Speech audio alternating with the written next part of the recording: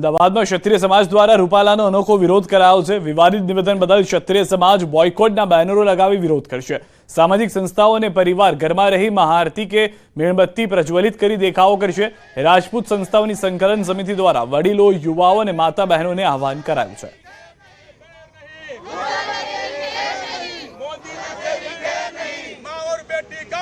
22 માર્ચે રૂપાલાએ જે અમારી નારી સન્માનનું અપમાન કર્યું છે એના માટે અમે ક્ષત્રિયાણીઓ કોઈ સહન નહીં કરી શકીએ અને અમે બધી સત્રાણીઓ આજે એવા મેદાનમાં ઉતરી ગયા છે।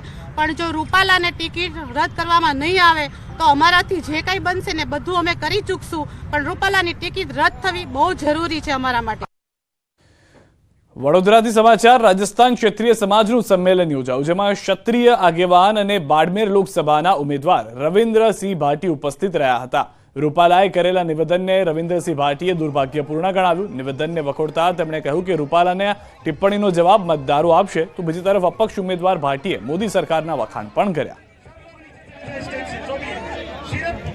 राजनीति में टीका टिप्पणी में हमेशा हर नेता ने बचना चाहिए और कोई एड़ी कदी टिप्पणी नहीं करनी चाहिए जिसके बिना कहना ठेस पहुंचे। यहाँ जो टिप्पणी जो करी है वाकई दुर्भाग्यपूर्ण है और आने वाला टाइम में ना जनता ये चीज नो जवाब दे। राजपूत समाज विरोध वच्चे परसोत्तम रूपाला द्वारा 16મી तारीखे उम्मीदवारी जे फॉर्म है भरवानी जाहरात कर दी है। त्यारे वडोदरा शहर की बात करिए तो वडोदरा शहर में क्षत्रिय समाज द्वारा एक सम्मेलन आयोजन करवामां आव्युं छे अने क्षत्रिय अग्रणी जे रविन्द्रसिंह भाटी है तेओ ज्यारे गुजरात प्रवासी है त्यारे तेओ आज वडोदरानी मुलाकाते आव्या छे अने खटंबा स्थित क्षत्रिय समाज द्वारा जे सम्मेलन योजवामां आव्युं छे त्यां तेओ अत्यारे हाजरी आपी छे अने आ जे जनमेदनी तमे जोई रह्या छो तेने जे रविन्द्रसिंह भाटी है तेमना द्वारा संबोधित करवामां आवनार छे।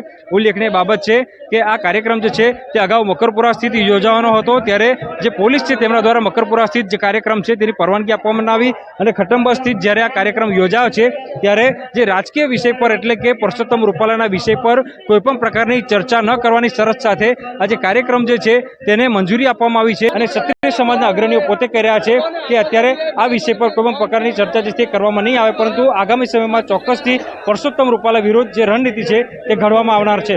હાર્દિક દીક્ષિત, ન્યૂઝ 18 ગુજરાતી, વડોદરા। સુરતમાં ગ્રામ્ય વિસ્તારમાં પરસોત્તમ રૂપાલાનો વિરોધ પહોંચ્યો છે। ઓલપાડ અને માંગરોળ તાલુકાના ગામોમાં રૂપાલાના વિરોધમાં લાગ્યા છે બેનરો। સુરત ગ્રામ્ય વિસ્તારમાં લાગ્યા પ્રવેશબંધીના બેનરો। રૂપાલાની ટિકિટ પાછી લો, નહીં તો ગામમાં પ્રવેશબંધીનો બેનરોમાં ઉલ્લેખ। ક્ષત્રિય સમાજની ચૂંટણી બહિષ્કારની તૈયારી। આ તરફ ડીસામાં ગેનીબેન ઠાકોરે પરસોત્તમ રૂપાલાના વિવાદિત નિવેદન અંગે નિવેદન આપ્યું છે। ગેનીબેને રૂપાલાના નિવેદનને શરમજનક ગણાવ્યું, સાથે જ ક્ષત્રિયોના વિરોધને સમર્થન આપ્યું। કહ્યું, સમાજની દીકરીઓની અસ્મિતા પર સવાલ થયો છે ત્યારે તેમને માફ ન કરવા જોઈએ। મહિલાની નાતે કોઈ પણ એક નારી શક્તિ તરીકે એ અમારા સમગ્ર જાગીરદાર સમાજની નારી બેન બેટીઓનું નહીં, એ સમગ્ર ભારતની બેન બેટીઓનું અપમાન છે અને સમગ્ર ભારતની બેન બેટીઓને એક અસ્મિતા ઉપર જ્યારે એના સામે સવાલ ખડો થાય ત્યારે સ્વાભાવિક છે કે જાગીરદાર સમાજે જેનો આક્રોશ છે એની રૂપાલા ઉપરની જે એક ગુસ્સો છે એ વ્યાજબી છે કે ક્યાંક શહીદી વરી હોય તો ગાયો માટે કે મહિલાઓ માટે કે બેન દીકરીઓ માટે છે। અને જ્યારે ક્ષત્રિયો ઉપર આ રીતની જ્યારે ક્ષત્રિયોના ઉપર બેન બેટીઓ ઉપર આવા સવાલ ઊભા કરે તો હું માનું ત્યાં સુધી માફીને કોઈ પાત્ર નથી। અને હવે વાત કરીએ મહાસંગ્રામની।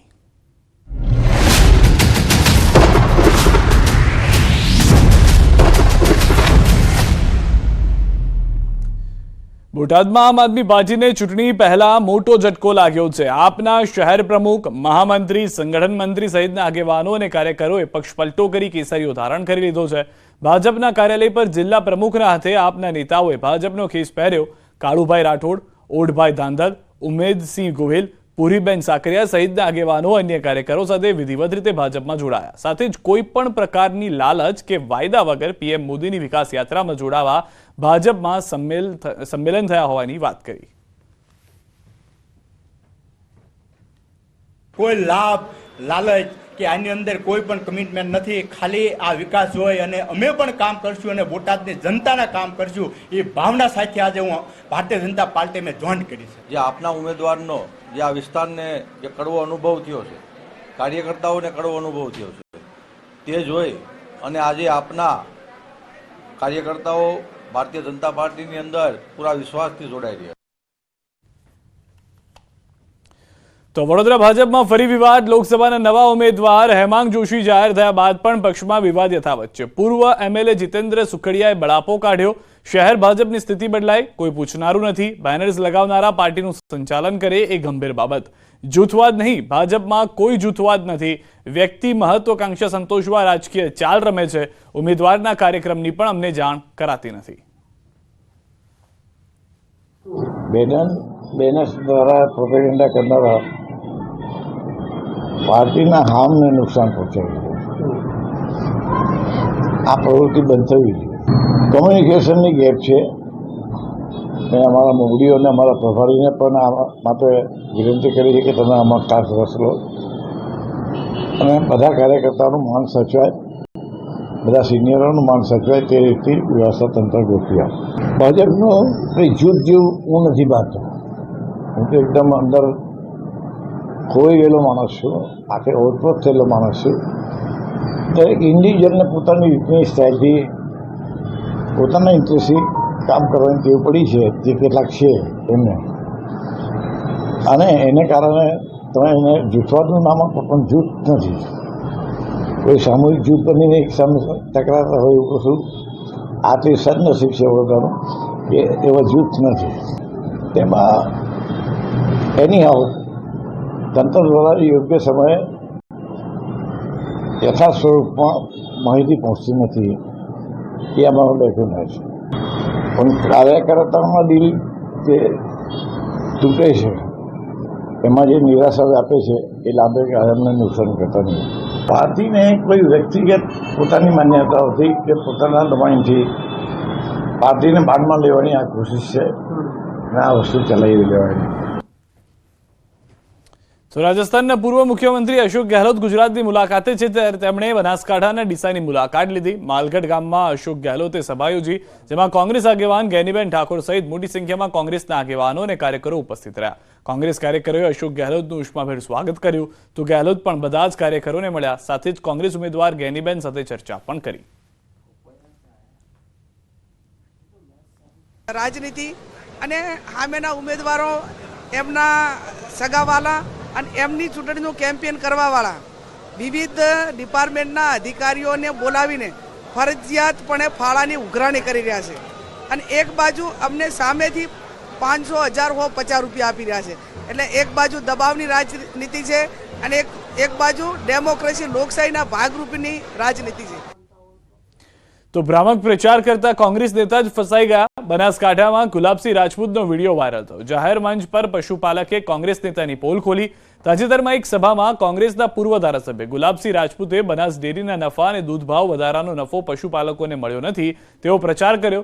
જાહેર મંચ પરથી જ ગુલાબસિંહે આ નિવેદન આપી પશુપાલકોને સવાલ કર્યો. જોકે એ જાહેર મંચ પરથી જ એક પશુપાલકે કોંગ્રેસ નેતાને જે જવાબ આપ્યો તેનાથી ગુલાબસિંહ હસીને પાત્ર બની ગયા છે. પશુપાલકે કહ્યું, હા, મને તો નફો મળ્યો છે. જાહેર મંચ પરથી પશુપાલકના જવાબથી કોંગ્રેસ નેતા ગુલાબસિંહ પણ ભોંઠા પડી ગયા હતા.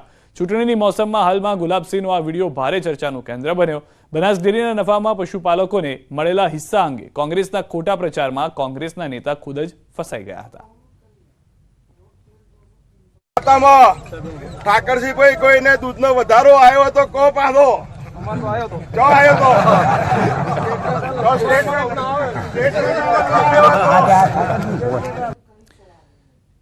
આ તરફ આ વિડીયો વાયરલ થતા જે પશુપાલકે ગુલાબસિંહના ખોટા પ્રચારની પોલ ખોલી તે પશુપાલકે પણ સ્પષ્ટતા કરી. તેમણે કહ્યું, દૂધનો ભાવ વધારો અને નફો ફક્ત મને જ નહીં પરંતુ ગામના તમામ પશુપાલકો, એટલું જ નહીં જિલ્લાના પશુપાલકોને મળ્યો છે. તેમણે કહ્યું કે મારા ગામમાં જ 2 કરોડથી વધુનો ભાવ વધારો મળ્યો છે.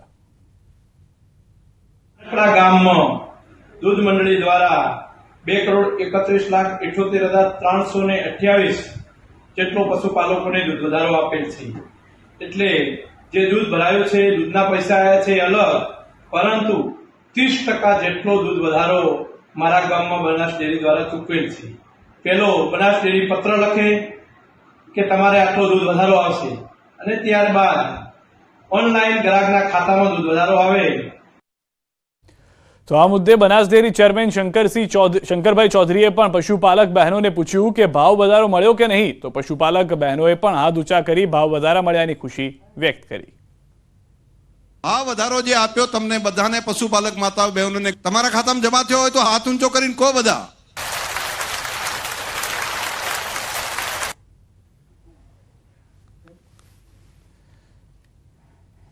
આ તરફ ભાવનગરથી સમાચાર. ભાવનગર જિલ્લામાં લોકસભાની ચૂંટણીને લઈને 7 વિધાનસભામાં ઈવીએમની ફાળવણી કરવામાં આવી. ભાવનગર જિલ્લામાં 7,497 ઈવીએમનું રેન્ડમાઇઝેશન કરાયું. 340 કર્મચારીઓ ઈવીએમની ફાળવણી કરાવશે. ભાવનગરના 1,845 મતદાન મથક છે, જેમાં 2,302 બેલેટ યુનિટ અને 2,489 વીવીપેટ મૂકવામાં આવશે. ભાવનગર જિલ્લા માટે લોકસભાની સામાન્ય ચૂંટણી માટે જે ઇલેક્ટ્રોનિક વોટિંગ મશીનનો સેટ છે, વીવીપેટ, બીયુ અને સીયુ, એનું ફિઝિકલ રેન્ડમાઇઝેશન કરવામાં આવી રહ્યું છે. આપને ધ્યાન છે કે ગયા શનિવારે અમે લોકોએ રાજકીય પક્ષોની હાજરીમાં કોમ્પ્યુટર ઉપર આ રેન્ડમાઇઝેશન અમે કરી દીધેલું. તો હાલના જે દ્રશ્યો પણ આપ જોઈ રહ્યા છો, વીવીપેટ અને ઈવીએમની ફાળવણી કરવામાં આવી છે. ટ્રેનિંગને લઈને પણ વાત કરવામાં આવી. 7 વિધાનસભાની જે બેઠકો છે લોકસભાની અંદર, તે તમામ જગ્યાએ મોકલવામાં આવશે. રેન્ડમાઇઝેશનની પ્રક્રિયા પણ કરવામાં આવી.